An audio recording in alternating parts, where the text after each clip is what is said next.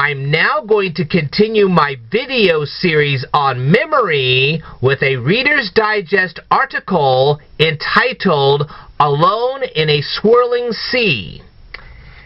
And this article was written by William M. Hendricks. And yes, I have notes on all this, so hang in there, folks.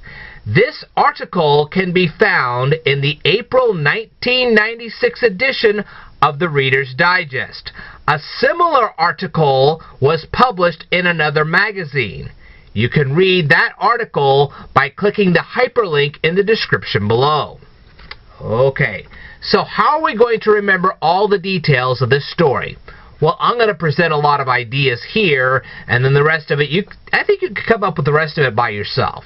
Okay? Let's start with the first name discussed in the article. The name is Jim Peterson. We can say that Jim was Peter's son. But we would have to remember the names of Jim and Peter, both of those names. Okay? Just think of a couple of famous people. Obviously, one of those people would have to have the name of Jim, and the other person would have to have the name of Peter. Okay? Then we have to remember the name Elizabeth City, North Carolina. Well, just imagine that Jim is married to Elizabeth. Okay? So Jim is actually married to a big city known as Elizabeth City. So instead of marrying a person, he married a whole city. Okay. And let's imagine that they were married in the month of January. Okay? Now talk about a cold honeymoon. Alright. There are 5 guys running on a sailboat while wearing tennis shoes.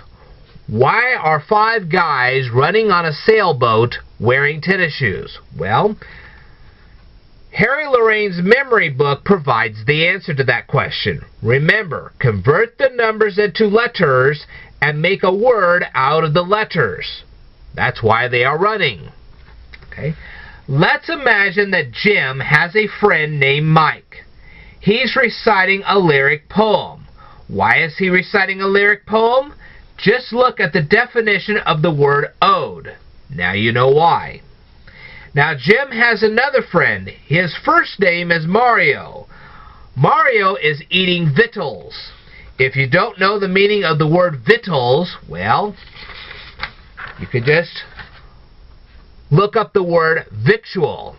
V-I-C-T-U-A-L. Look up that word and you'll get it. Okay? Now imagine that Mike is reciting an ode inside Jim's house. Mike is standing next to a tornado. Okay? Now imagine that the name of a helicopter is a cat moss. The article will show you why the helicopter is named a cat moss. If you still can't figure it out, feel free to contact me. The floor of the helicopter is covered in coins. Mike hates the coins and decides to jump out of the helicopter. Mike is rolling along with the winds. Why is he rolling? Again, change the numbers into letters and you'll figure it out. Otherwise, go ahead and contact me and I'll tell you. The helicopter is hovering. Okay, the helicopter is actually hovering over gold feet. Why is the helicopter hovering over gold feet? When you have a 50th anniversary, you are usually given golden type presents. Okay? At least you're given presents with gold wrapping paper or whatever. Alright. You can look that one up for yourself. Every person that is rescued has to pay a toll. Why is that? Again, converting numbers into letters and you get it. The rescuer has to dodge washing machine props. Let me say that again. The rescuer has to dodge washing machine props. Why did he have to dodge the props? Because the definition of a prop wash is a water current that is generated by a wind current generated by a helicopter. Okay? Suddenly, a bingo card appears in the helicopter. It lets the pilot know that he has to return to land.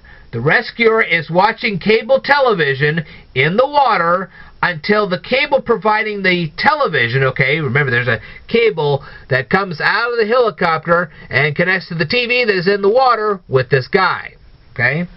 Well, that cable starts to fray, and that's when he loses signal. And that's how you remember a very important detail to this story. All right. Let's see what kind of clever things you guys can come up with for the rest of the story. You can leave all that information down here in the comments below. If you're having any difficulty, leave those kind of comments down here in the comments below as well.